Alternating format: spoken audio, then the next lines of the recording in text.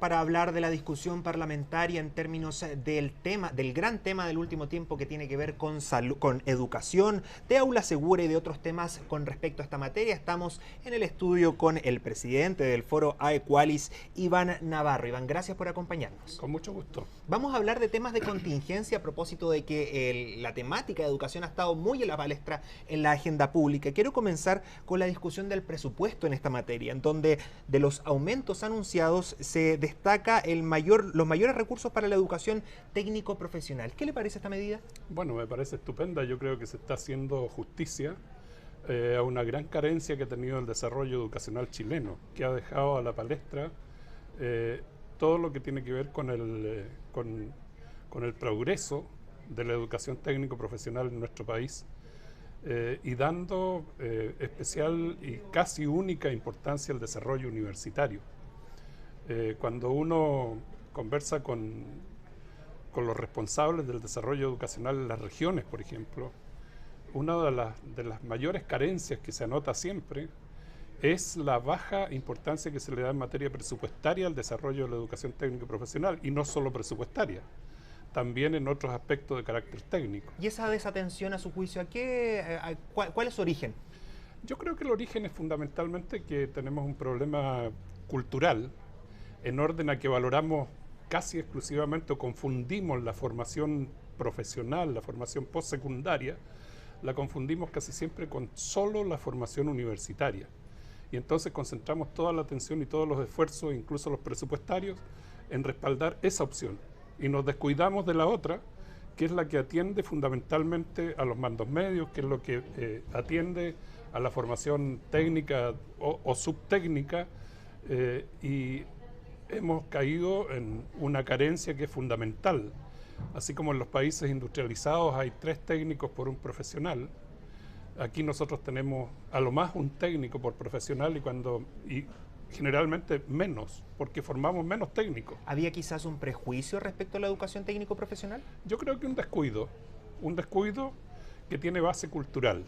Nosotros hemos sido poco propensos a realmente generar sinergias, a generar respaldos presupuestarios, respaldos técnicos, metodológicos, para formar buenos técnicos en el país. Y yo creo que eso es lo que nos falta para tener un desarrollo más equilibrado.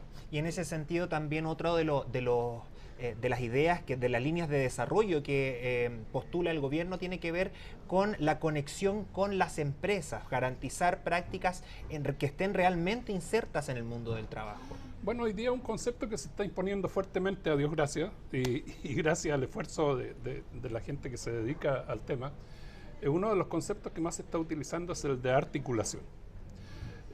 Hemos descubierto que la educación básica, tiene que articularse con la media, y la media tiene que articularse con la superior, y en la superior con las universidades, con las instituciones técnico-profesionales.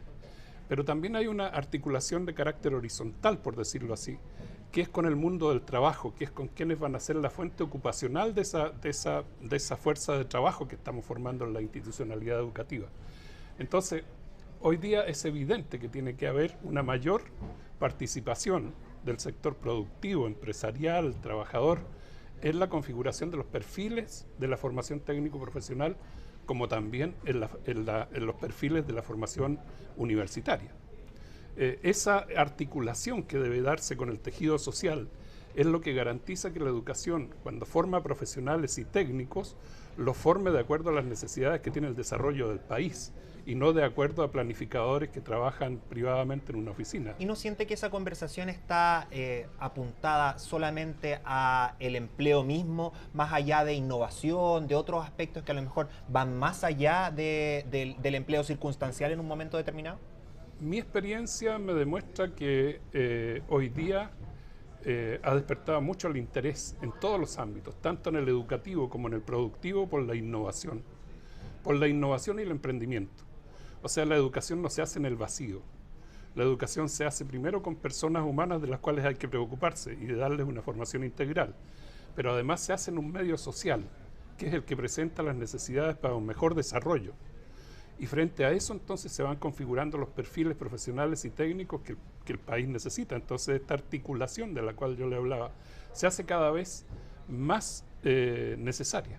Ya que estamos hablando de educación, lo quiero llevar a otro tema que tiene que ver con el énfasis o el no énfasis en este caso, al fortalecimiento de la educación estatal, donde rectores de universidades estatales criticaron la baja en esta partida que se está discutiendo en el Congreso. ¿Qué le parece a usted esto? Bueno, yo creo que el tema financiero siempre va a tener como impronta el presentar las necesidades máximas que se necesitan, y siempre va a ser insuficiente. En un país como el nuestro siempre el presupuesto va a dejar muchas partidas debilitadas, va a dejar muchos espacios. Pero después de un énfasis cargado, un acento puesto en la educación pública, pareciera un contrasentido hoy día. Bueno, yo creo que la educación pública ha recibido en el último tiempo un respaldo mayor que el que habitualmente se había recibido en décadas anteriores. El presupuesto universitario hoy día se ha traducido en una gran expansión del sistema, y por lo tanto las necesidades también se han expandido exponencialmente. Entonces es absolutamente justificado el reclamo de los rectores de las universidades, especialmente en el tema de la gratuidad. La gratuidad tiene evidentemente algunos condicionantes que hacen hoy día que se haya generado una gran incertidumbre sobre si van a ser capaces de subsistir, incluso de subsistir muchas de las instituciones de educación superior. Porque la gratuidad, ¿verdad?, no satisface la totalidad de las necesidades que tienen las organizaciones para desarrollar no solo docencia, sino que también investigación, innovación, que son los otros grandes pilares del desarrollo educativo a nivel terciario. Entonces, por supuesto que el presupuesto siempre va a ser insuficiente, pero además nosotros tenemos problemas de carácter que se han ido transformando en estructurales. La diferencia, por ejemplo, entre aranceles formales o regulados, como se llaman, los aranceles que paga el Estado, y los aranceles que necesitarían cobrar las universidades para satisfacer realmente sus necesidades. La brecha básicas. Entre el arancel de referencia versus el real. Esa brecha se va a ir haciendo cada vez más grave. Cada vez más grave porque las necesidades de la investigación, especialmente, nosotros hemos creado un ministerio recién de investigación, Ciencia y tecnología, ¿verdad?, que tiene exigencias mayores y que le exige especialmente a las universidades, que son las máximas proveedoras de investigación y desarrollo en Chile. Les va a ir exigiendo cada vez más recursos.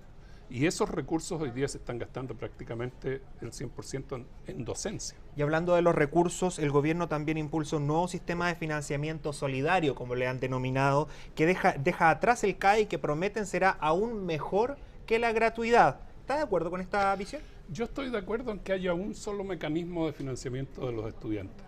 Me parece que eso es lo correcto.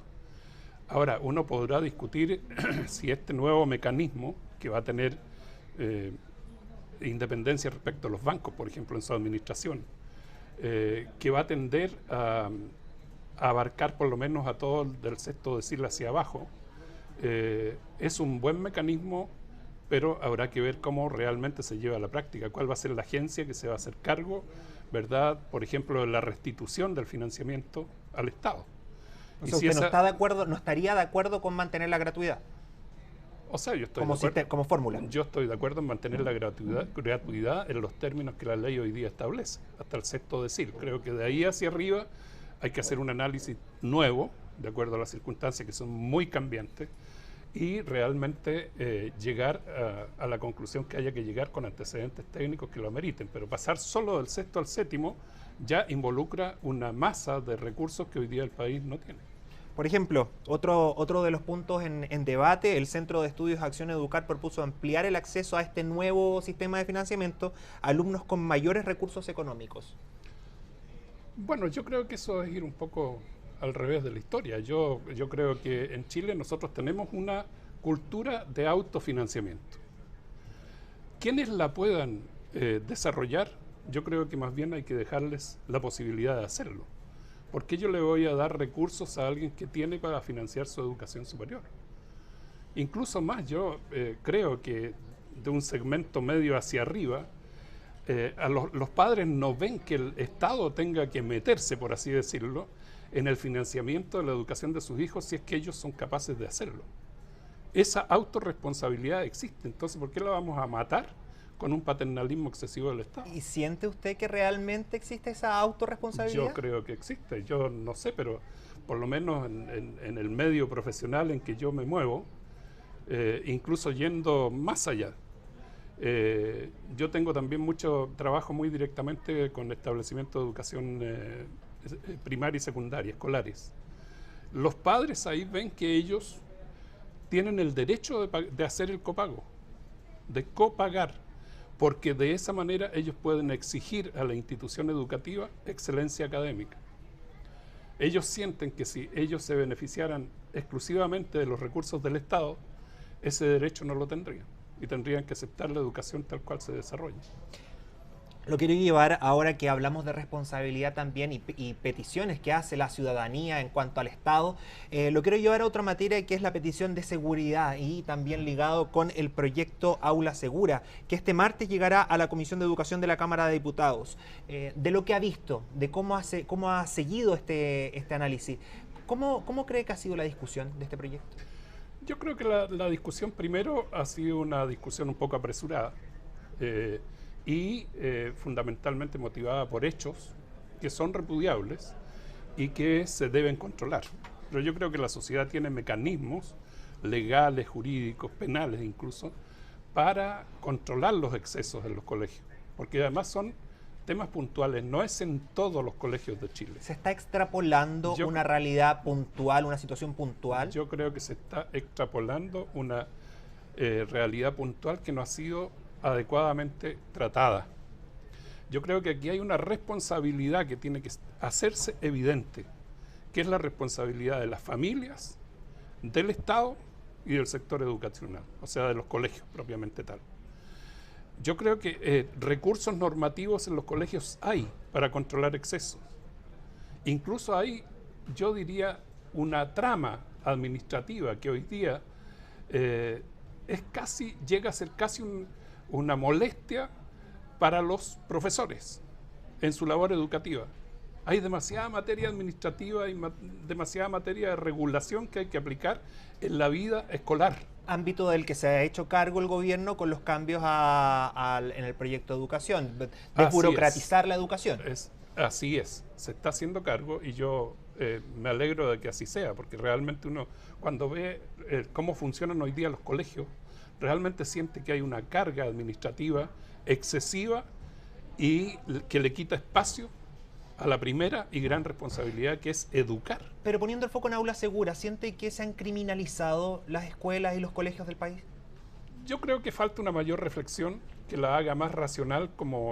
Yo creo que la legislación es necesaria. Es necesaria porque la sola emergencia de hechos como los que han ocurrido y los que están ocurriendo señalan de que los mecanismos legales y jurídicos que hoy día tenemos no son suficientes. Pero eso no significa simplemente generar leyes nuevas. Eso es lo que quiero decir, sino que se debe generar un debate que involucre a las familias, o sea, a la sociedad, a los legisladores y a los más directamente involucrados, que son los propios rectores, directores, administradores de los establecimientos educacionales. ¿Ha estado a la altura de lo que impone el tema, la profundidad de este diálogo, de esta reflexión, gobierno, oposición, el debate político? ¿Siente que se ha mediatizado este tema? Yo siento que es un debate que se lleva más bien por los medios de comunicación y por las élites políticas, pero que no es un tema que se haya socializado con la base del país. Entonces no hay... En las familias hoy día no se percibe que haya una preocupación por el tema, porque el tema ocurre puntualmente en algunos colegios que son los que conocemos, y en los que en todos los colegios. Y en los que ocurre, donde hay evidencia clara de escolares con problemas o que incitan a la delincuencia. ¿Qué pasa con el manejo de esos escolares? ¿Usted cree que ha sido el oportuno? Yo creo que el manejo que hacen hoy día los rectores, por ejemplo, de los colegios que han tenido estas dificultades, es el manejo que les permiten sus propias legislaciones internas. Los colegios hoy día tienen reglamentos de convivencia escolar que están en los que están puntualizados todos los aspectos que deben estar en una normativa reguladora. ¿Y para usted eso es suficiente? Ellos lo están haciendo. Lo que pasa es que es suficiente desde el punto de vista conductual, pero lo que falta es un esfuerzo, y el Estado en eso tiene la primera responsabilidad, un esfuerzo formativo. Estamos viviendo una sociedad en que prima el reconocimiento de derechos, no de deberes. Y eso hay que recuperar, ese equilibrio que el sistema educacional chileno siempre transmitió, que haya un equilibrio. El joven siempre se formó en este país entendiendo que tenía muchos derechos, pero que tenía obligaciones equivalentes. Hoy día se habla de derechos y poco de deberes. Lamentablemente se nos acaba el tiempo, hay mucho tema del que conversar evidentemente en educación. Don Iván Navarro, presidente del Foro Aequalis, queremos agradecerle su participación en esta entrevista en EMOL TV. Muy bien, muchas gracias. A ustedes gracias por habernos acompañado en esta conversación. Pueden seguir profundizando en este y en otros contenidos en emol.com y seguir, por supuesto, en la compañía de EMOL TV.